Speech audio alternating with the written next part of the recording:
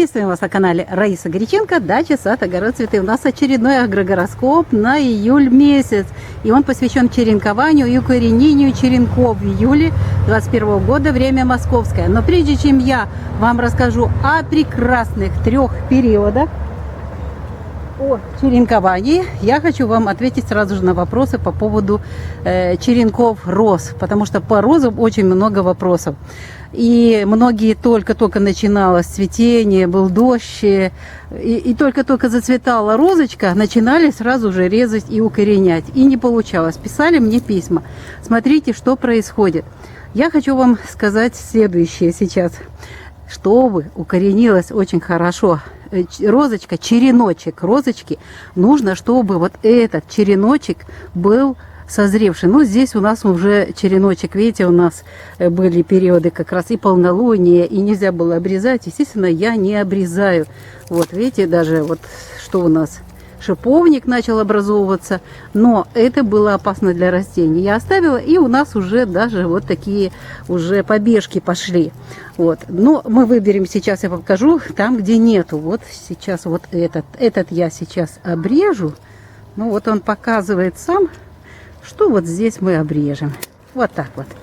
Это я сейчас провожу обрезку, и сразу же хочу показать уже водолей. Можно прекрасно обрезать. Раночки очень быстро засыхают. Вот. Но далее вы будете черенковать в жарком месяце, в июле. Хочу сразу предупредить по черенкованию и укоренению. И там, где жарко, устанавливаете черенки ваши в бутылки в тени или затеняйте.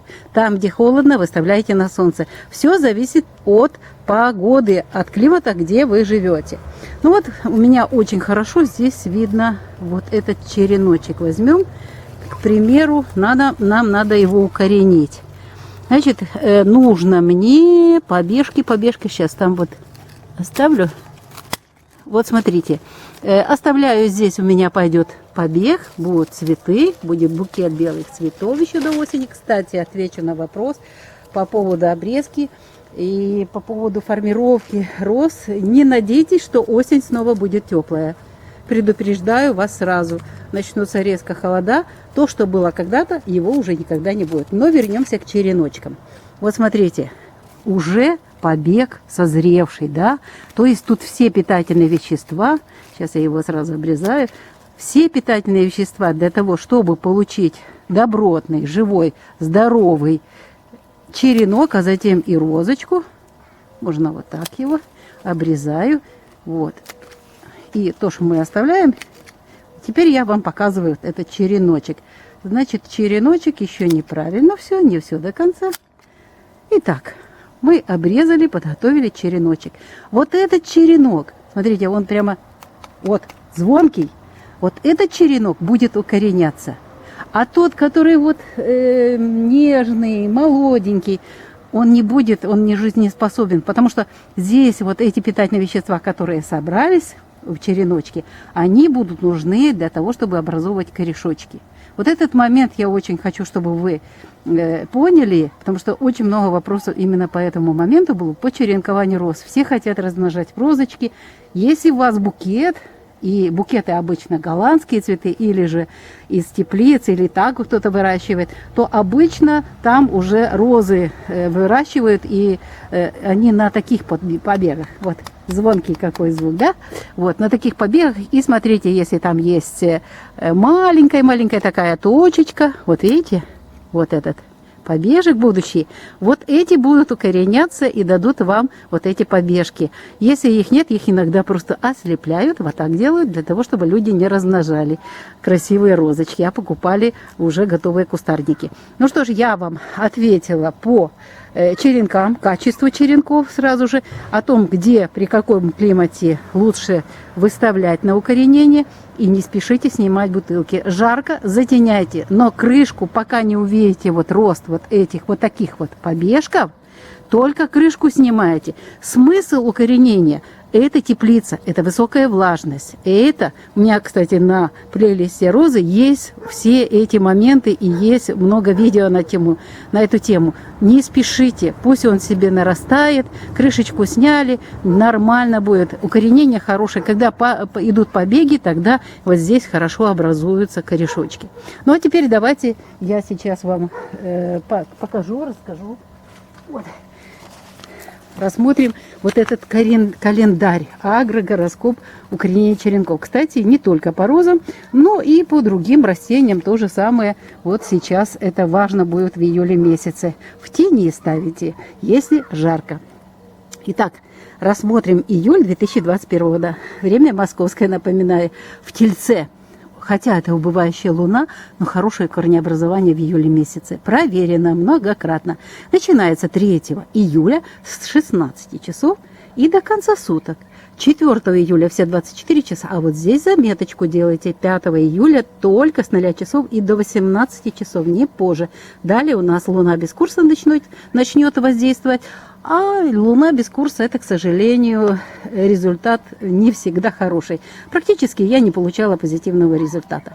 Замечательное время у нас Дева, растущая луна, тоже очень хорошее время. Но Дева очень любит цветочные, декоративные растения. Поэтому в Деве мы вот такие дни, смотрите, очень хорошие. 13 июля с 12 часов до 0 часов. Можно начинать уже в 12 часов и до конца суток. 14 июля все 24 часа. 15 июля с 0 часов и до 9 часов. Почему только до 9? Хотя вы можете посмотреть в календарь и сказать, что-то там не так, что-то вы ошибаетесь. Так мне обычно пишут. Ведь Дева будет до 17 часов 32 минут находиться, то есть луна в Деве. А эта луна без курса у нас начинается в 9:47, поэтому до 9 часов вот это укоренение черенков нужно обязательно провести. Так что, пожалуйста, вот это учтите. Не ошибайтесь и не делайте эту ошибку. Укоренение черенков очень тонкое дело, очень важное дело. Поэтому, пожалуйста, вот это себе учтите. Ну и в конце месяца как раз хорошее время тоже для того, чтобы укоренять черенки. Но здесь очень короткие периоды. И только на 1 августа очень хороший период у нас будет. Это у нас сейчас я вам покажу. Хочу череночком показать. Телец. Убывающая луна. Снова же дни корня. Замечательное время. 30 июля только с 23 часов и до 0 часов. 31 июля с 0 часов до 4 часов. Там у нас получается, что 31 луна переходит из 3 в 4 фазы в 16 часов 18 минут. А это значит, маленькое новолуние или полнолуние – это стрессовая ситуация от момента вот этого перехода плюс-минус 12 часов. Поэтому вот так получается. Зато 1 августа все 24 часа можно укоренять череночки. Розы, актинидии, да, любые растения, все это можно делать. И дополнение сейчас уже я не записала, просто хочу вам устно еще сказать. Значит, вот это время июля, если у вас есть уже, допустим, лианы, которые вы хотите, и ягодные, и декоративные, виноград, хотите еще провести вот зелененькое размножение с зелеными побегами, зелеными отводками, вот отводки в зеленом виде очень хорошо тоже в эти периоды их закапывать в землю и тоже размножать с помощью отводков. Виноград очень активно хорошо получается, успевает создать корешочки до зимы.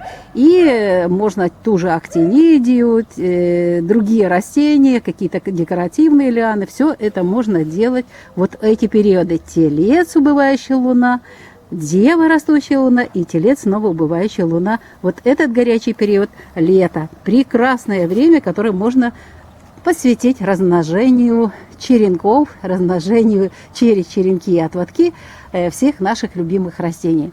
Ну что ж, Раиса Гриченко, Александр Волик ответили снова на ряд ваших вопросов, касающихся размножению черенков роз, винограда отводками. Мы подготовили ответы на эти вопросы и надеемся, что этот список вам поможет и вы получите хорошие результаты. Делитесь этим видео, пусть у всех тоже хорошо все получается. Всего вам самого доброго, до новых встреч в новых видео на нашем канале.